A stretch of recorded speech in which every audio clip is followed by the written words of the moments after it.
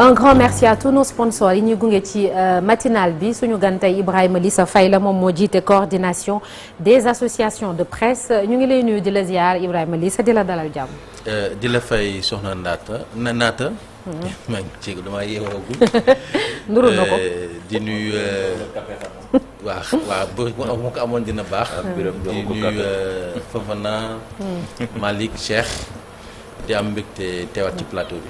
jërëjëf merci beaucoup alors sëñ Cheikh ñu bàyyi la nga tàmbali waxtaan bi. déjà li sax nañ ni actualité bi bokk na ci ndaje bi nga xam ni moom moo amoon démb ñu organiser ko ngir càmbar lu bari ci mbirum média yi mais à côté gis nañu benn édito boo xam ni moo génnoon ci journaux yëpp dañ fa waxoon nag ñu jàpp ko ab xeetu ndaje de plus boo xamee ni. On dirait que ça ne règle pas à la priorité du moment déjà yow j'imagine que yaa nga fa woon démb li nga fekkee ak li génn ci édito boobu est-ce que am na loo xamee ni rapproché na leen sax déjà. waaw xam nga ñun en fait dañoo njott que ne concertation yi am na solo mais concertation yi boo koy def en fait da ngay njëkk a wax ak médias yi def cadrage bi doog a jàll ci concertation. d'ailleurs parce que en fait concertation yi dafay nekk maanaam suite appelu président bu 7 mai passé ci conseil des ministres donc président dafa ne moom que ñu waxtaan ak médias yi mais waxtaan ak médias yi mais waxuñu la maanaam nga ne maanaam yow da ngay def journée de concertation sur la communication dafa yaatu. absolument te tey jii ni médias yi dañu nekk ci situation d'urgence yow mënoo am malade pronostic vital am menacé engagé. au lieu nga yóbbu ko urgence nga ne non da ngay wër ban service nga ko yóbbu ci biir hôpital mënut a nekk loolu lañ comprendre et puis li nga xamante ne bi ñu gisee agenda bi gis terme de référence yi ñu ne lii kat nar nañ fi waxtaanee lépp sauf li soxal réellement entreprise de presse wala même bu ñu koy waxtaanee dañ koy cofal parce que en fait boo nekk concertation soit dañuy toog ñun ñëpp ñu jël ay points toog waxtaanee ko. wala mu am maanaam des travaux de commission yoo xam ne commission bu nekk day am benn pàcc bu am solo bu muy jël ñu waxtaanee ko pour def ay recommandations def ay observations ainsi de suite après ñu ñëw plénière waxtaanee ko mais bëreet nga def ay panel nit ñi dañuy ñëw taxaw ku nekk day ñëw wax ba géex ku nekk li nga xamante ne ak ay partenaires yoo xam ne ñoom seen leen soxal. mooy seen produit ak ni ñuy def ba jaay li nga xam te ne moom la ñu mooy seen produit effectivement loolu la ñu gis démb. kon finalement sa mbaxloo la woon comme ni ñu ko gisee woon ci édito bi wala. mais sa mbaxloo la gën a nuru. que en tout cas ay concertation réelle sur les problèmes de la presse. et ñun nag bañ ku ñu jël utiliser ñu comme faire valoir. moo tax ñu def édito bi pour leeral askan wi nekk lii kat mooy problème mu presse bi. et tey jii nii dañu nekk situation d'urgence et xam nañ que ne sax maanaam fi mu nekk nii te leer nañu ne maanaam que bu dee ministère de la communication kese lañ yaakaar ci ay solution góob ma ne dinañ am solution man day wax dëgg fa yàlla. pourquoi ce pessimisme. non oui. mais pessimisme bi da ngay gis ay actes yu ñuy dawal. comme. depuis bi ministère bi toogee ba léegi c'est-à-dire bi muy njëkk doo ko yegsi dafa ñëw mu ne day def day daje. kuréel gi yëpp day daje maanaam presse bi yëpp bëgg a dem maison de la presse def benn rencontre boo xam ne avec 200 personnes ñun bi ñu bindee ñun CAP ñu waxtaan suñu biir ñu nekk kat ñun format boobu gënaluñu et bu dee loolu la ñun du ñu ñëw parce que kat yaa ngi doog a yegsi xanaa balaa booy doog a yegsi da nga recevoir acteurs yi waxtaan ak ñoom xool fan la ñu tolloon ak fan la ñu war a jëm. état des lieux. def état des lieux bi ñu waxee loolu mu daal di mujj. xam ne mënatul nekk mu annuler rencontre boobu nga xam ne mi ngi ko préparé woon ci vendredi samedi ba ñu dajeek moom et boobu c'était au mois de mai depuis rencontre boobu noonu ñu amoon nag moom ñu jot a wax li nga xam te ne mooy suñuy attente moom mu wax ñu ci lañ ko gëj a gisaat en tant que en tout cas cap ministère et te pourtant pare nañ fi assises yi jël document bi jébbal ko depuis 6 novembre 2024 mais bu ñu ko jébbalee parce que en fait président day ne ñun dañoo bëgg a tëb ministre bi dem directement ci moom mais dañu jaar ci bunt bi. parce que dañu dem gis suñu ministre de tutelle jox ko li nga xam ne mooy document bi bu ñu ko joxee moom moo ko war a jël jox ko premier ministre jox ko président daanee kat ñii li la ñu waxtaanee te pourtant assises yooyu du c'est-à-dire acteurs médias yi rek ñoo ci waxtaan. c'est am na universitaires yi. société civile bi. imam yi. syndicats yi. église ñëpp ba ci étudiants yi ñëpp ñëw nañ toog nañu ay fan ñu waxtaanee ko am lu ñu tënk. mais loolu mënoo am loolu ba pare nga yokk si kaw table nga ne da ngay ci yeneen concertation li ñu la joxoon baaxul. lan la def ci rapport bi alors. dara la tutelle on a fait quoi. rapport bi. oui. def ci tiroiram bu ko neexee mu xool am ci lu mu ci.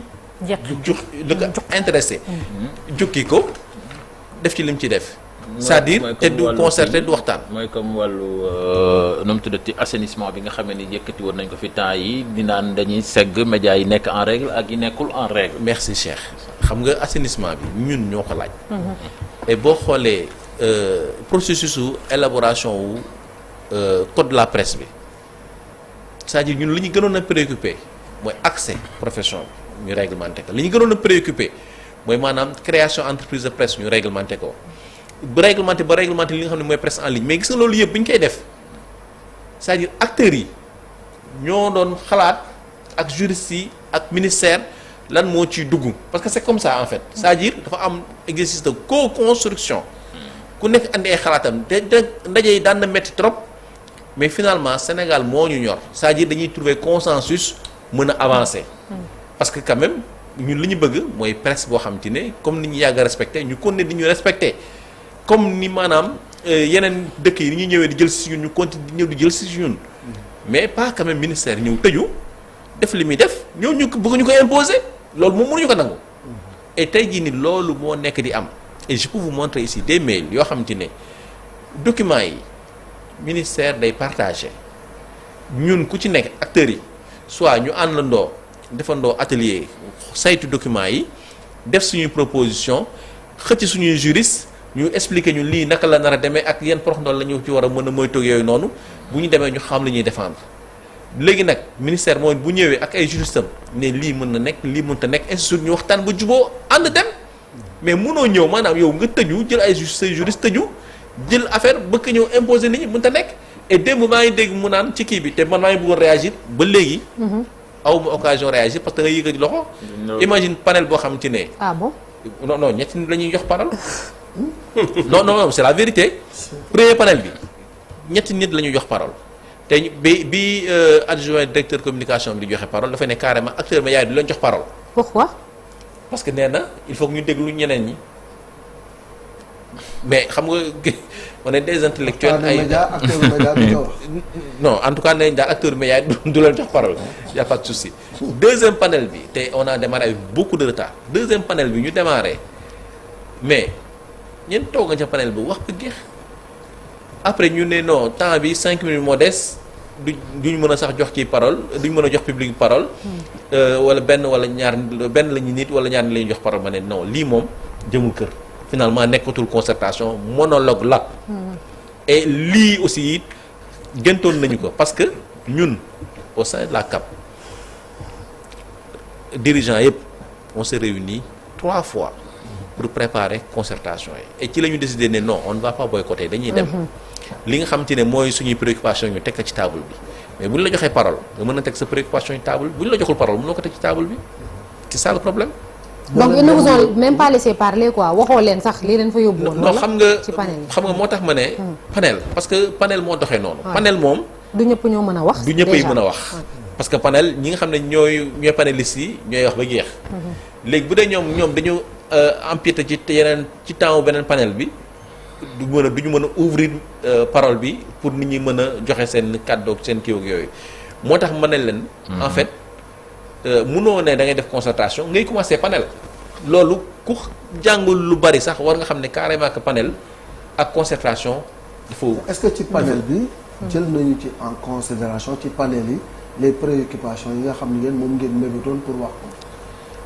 non panel li mi ngi doon wax régulation autorégulation ak yooyu noonu lay wax effectivement on parle de régulation dans la presse et ci la ci lañ waxee ci la directeur de la communication waxee que ne maanaam am na texte boo xamante ne c'est sur la régulation effectivement amoon na lancement wu travaux de refonte de l'organe de régulation lancement yooyu ñi ngi ci woon doon xaar mu continuer ba léegi ni kenn convoqué waatuñu pour waxtaan man nag ci lim directeur de la communication wax démb apparemment am na ay juristes yu tëju waxtaan ci texte bi ba texte pare na ba war nañ ko jébbal gouvernement kon loolu même dafay daal di doy waar mais oui Lissa ci terme de référence comme ni nga doon waxee gis nañ ci ay expression yu mel ni intégrité de l'information régulation ñoom ñooy wax ñoom ñoo doon wax nu ñuy réguler ak information bu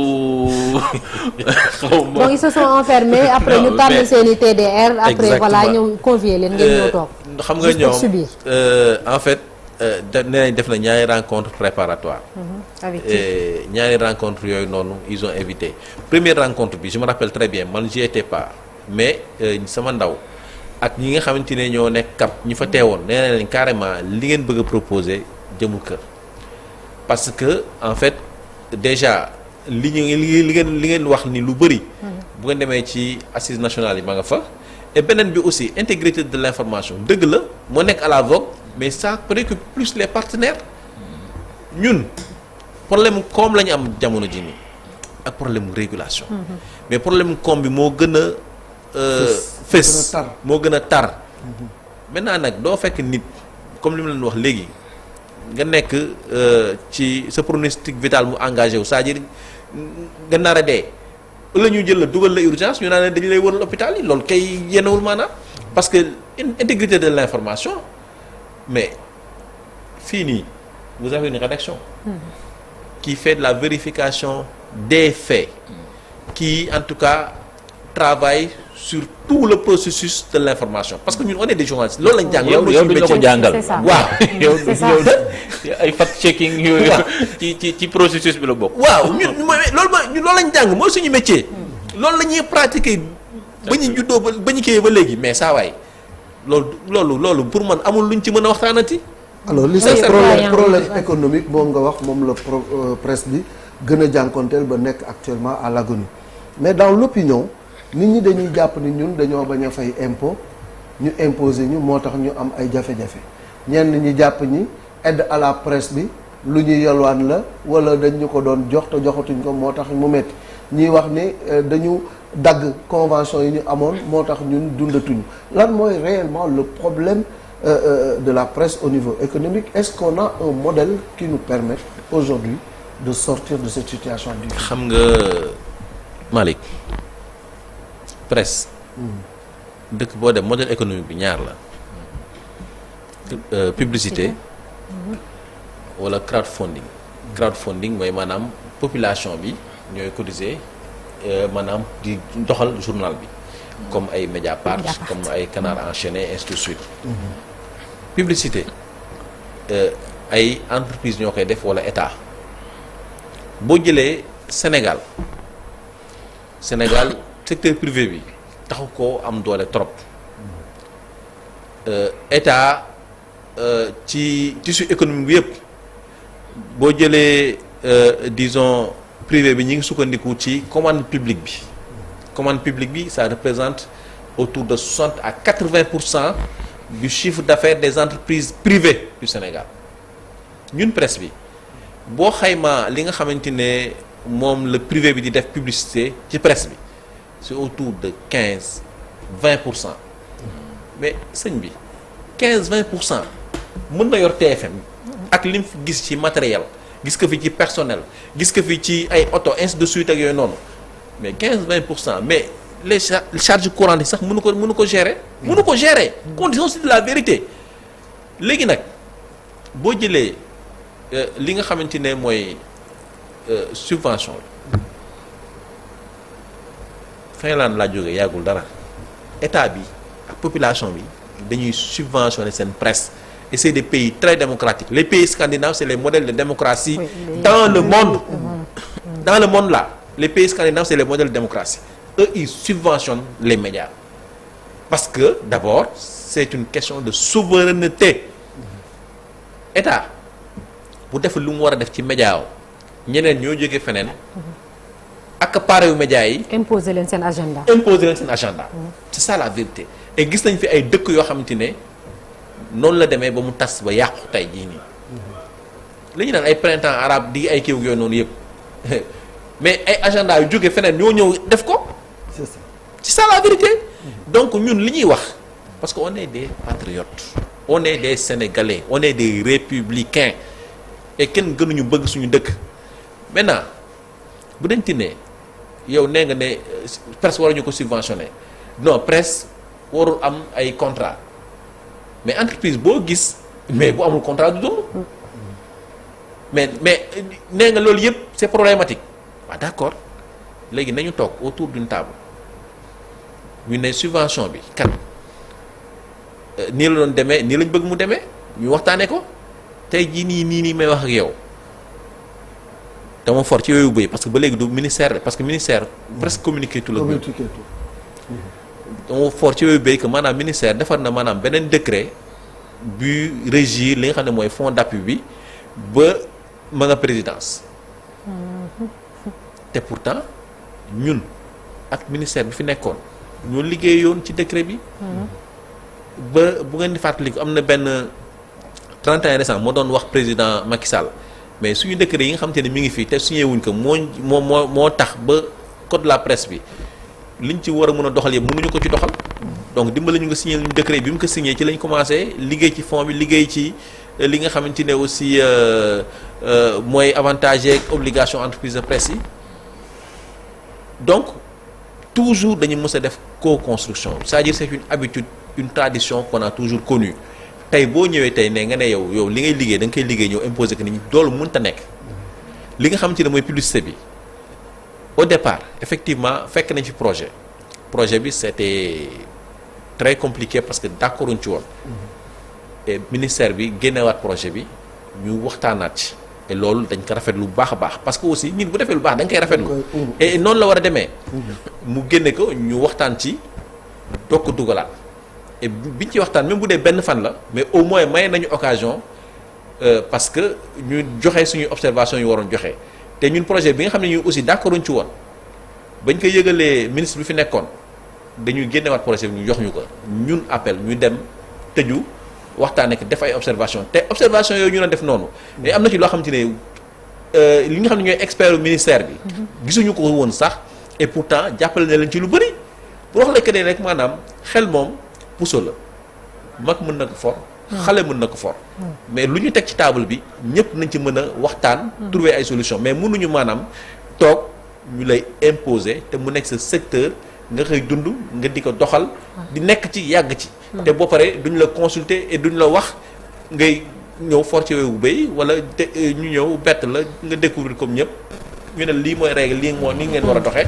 mu te nekk waaw man de soxna Naata déglu naa léegi sa déglu naa aussi point de vue man daal li ma jàpp ne dañ yegg foo xam ne wax kenn du ko yërëm ndax nag gis nga une vision manichéenne des choses dafa baaxul maanaam diw ànd na ak man wala diw àndul ak man loolu su fekkee ne yor nga cër boo xam ne ki la ko jox réew mi moo ko dénk moo la ko mën a jox da ngay yëgoo ak ñëpp ndax keroog ci ouverture dialogue bii président de la République nga fa ak le gouvernement conduit par le premier ministre Ousmane Sonko combien d'intervenants devant le président de la République ŋàññi nañu doxinu ministre de la communication.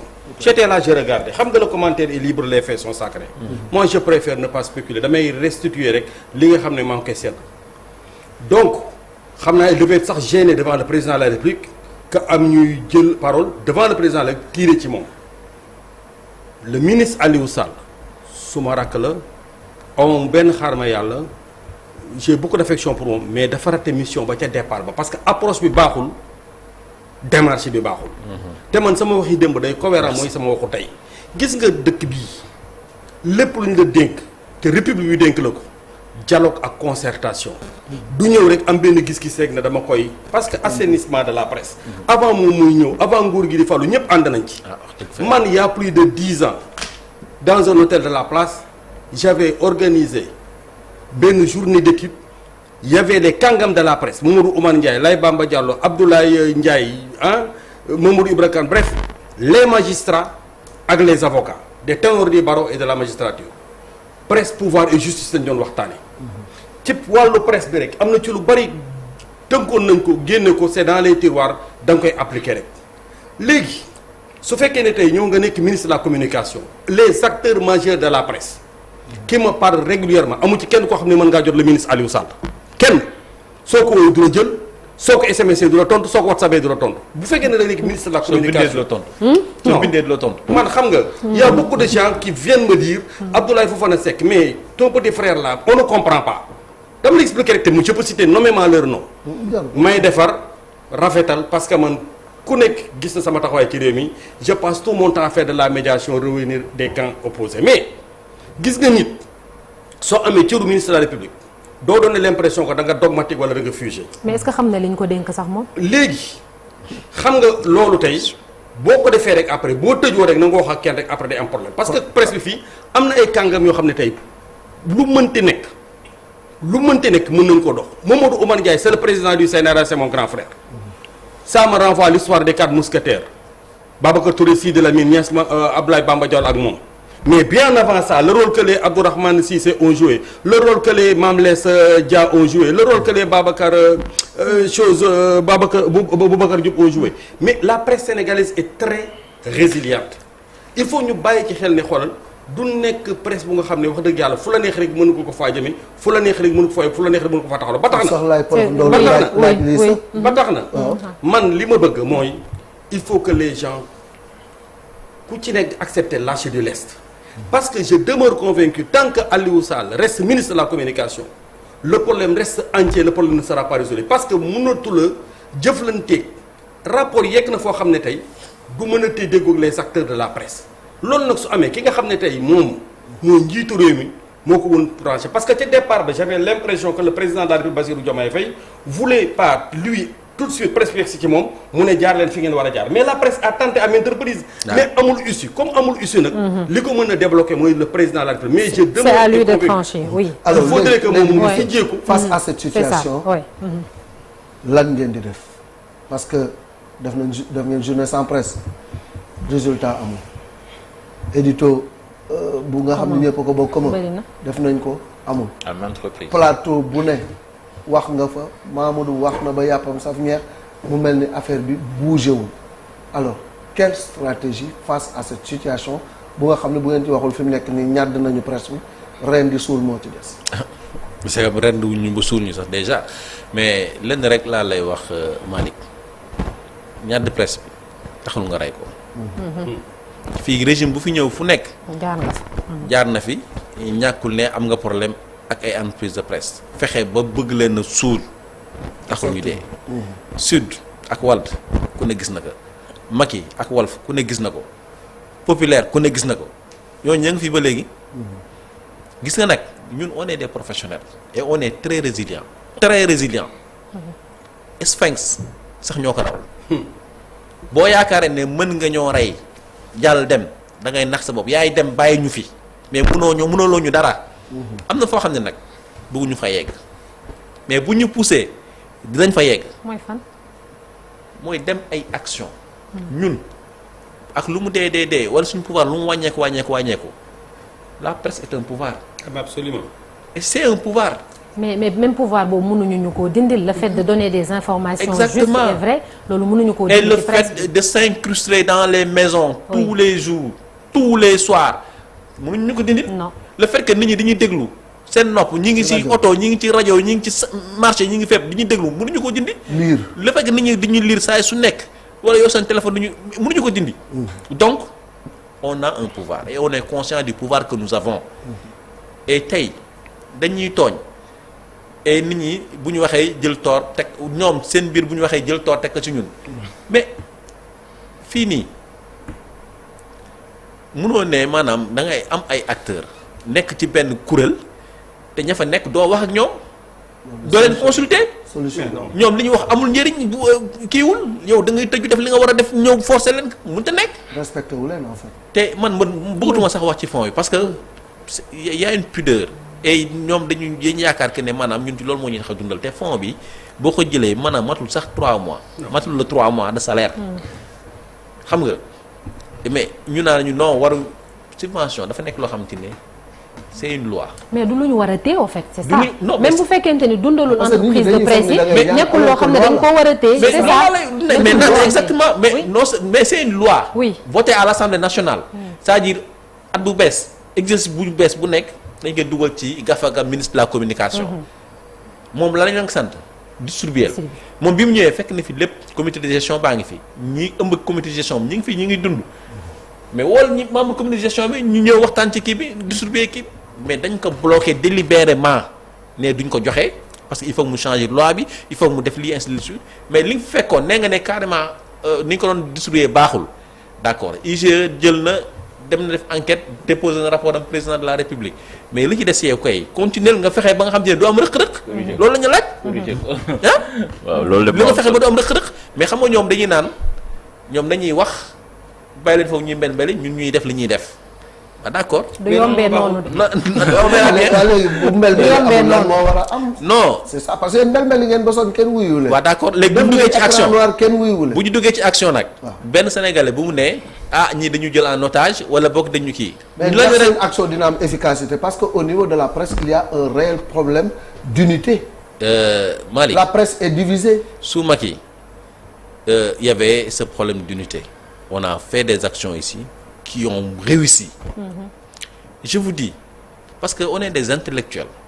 Quand on pose un acte dont on n'est pas sûr de sa réussite, on va pas le poser. C'est clair. Gis nga on est des intellectuels yor suñu bopp di xalaat lépp lu ñuy def lu nekk dañ mesurer plan A plan B plan C xam exactement naka la ñuy def ba mu réussir et gis nga nag bëgguñu dugg ci ay plan d'action mais laa nii boo sësee alerté kii kenn déggu la mais nga dem nga boo sësee ci miir bi attaqué ngay def. lii sa xam C'est nga bëgguñu fa yegg mais laa dañoo sës si miir bi. lii sa waaw xam sës nga nañu junj doy na borom xel. gis nga dialogue du suur bu amee. li muy wax nii kenn ñaanu ko yàlla. mais bu ba presse ba yeggee bu keroog bu kenn sikk presse bi parce que. Mais c'est xam nga boo duggee ci néeg. tëj buntu tëj palanteer soxna naata. boo fa tegee muus ci sa kaw la jëm.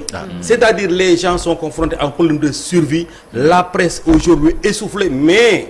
je tiens à rappeler que c'est une presse très résiliente. ndax xam nga am na ak yoo xam ne soo ko fekkee bi nga faloogul. ak yooyu soo ko mënta yokk nga maintenir ko. ba tax na gis nga. pour l'image de ce pays, pour le prestige de ce pays, pour le rayonnement de ce pays, la presse qui est un pilier de la démocratie, waruñu noot presse bi kenn waru ci ànd boo nekkee démocrate wala nga nekk républicain wala nekk patriote. kon il faut que avant ñoom yegg si ci safaan ba. parce que junj day na borom xel. tey njiitu réew mi moo war a jël affaire yi amee. fexe ba presse ak ministère de la communication déggoo mais ministère de la communication mënatul nekk ak xoolal jàkkaarloog. les acteurs de la presse pour waxante ak ñoom parce que le cordon ombilical est rompu. absolument absolument ah oui sëñ Cheikh. alors Lise am na aussi beneen mbir muy aide bi nga xamee ni jóge woon na ci ADPM mu juróon coow tamit déjà ministère bi ak kii mais bi mu génnee ñu bari dañ jàpp ni xaalis la ñuy séddale. bénéficiaires yi yow sax yow organe bi nga jiite amoon na ci. boobu ba léegi est-ce que am na lu ci progressé et qu'en est-il exactement. Merci beaucoup pour ñu poser question boobu. parce que il faut que ñu leeral que aussi population bi xam reporters yi xam. ñun gisaguñu xaalis jotaguñu xaalis. pourtant directrice ADP ma leeral na ko ba mu fi ñëwee. toog voilà gisaguñu xaalis jotaguñu xaalis et xaalis boobu pour nga mun ci jot ñun am na 25% yoo xam te ne dañ ko war a dugal. waaw pour maanaam ñoom ñu mën a lever les 75% et même ñoom bu ñu ko lever c'est-à-dire prestataires yi nga xam ne liggéey nañu ci projet bi ñooñu lañ koy fay loolu moom c'est clair maintenant damay ñëwaat tuuti ci processus su c'est-à-dire subvention boobu li nga xam te ne mooy kii CDEPS ak ADPM ñoo liggéey ci dossier bi ak cabinet ITO entreprise de presse yi dañoo defar projet selon spécification wu ADPM jébbal ko cabinet ITO bëri woon nañu cabinet ITO def première étude am def rapport jébbal ko ki nga xamante ne mooy ADPM ñoom ils ont une équipe de projet ñoom aussi ñu saytu li nga xam ne jébbal nañ leen que def seen kii choisir ne ñii kat seen projet dëgër na war nañ ko mën a financer ñuy fi war ko financer ba lépp yemb normalement mars waroon nañu commencer liggéey bi comme nag ñoom ci gouvernement bi lañ bokk ci état bi lañ bokk il faut que maanaam ñu informer ministre de tutelle bi ñu informer ministre de tutelle fa la lépp yàqoo. déedéet. communication. non ba ñu informer ministre de la communication.